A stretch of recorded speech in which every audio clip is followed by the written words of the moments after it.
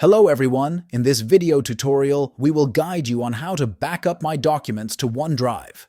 So, let's dive right in. First, make sure you have OneDrive installed and signed in. You'll usually find its icon in the taskbar notification area. Right-click the OneDrive icon and select Settings. Then click on the Sync and Backup tab. Now click on Manage Backup. Here, you'll see the option to back up your desktop, documents, and pictures folders. These are common locations for important files.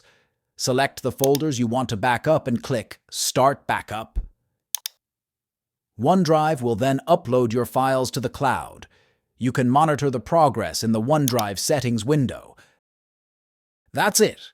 Now you have your important documents safely backed up in OneDrive.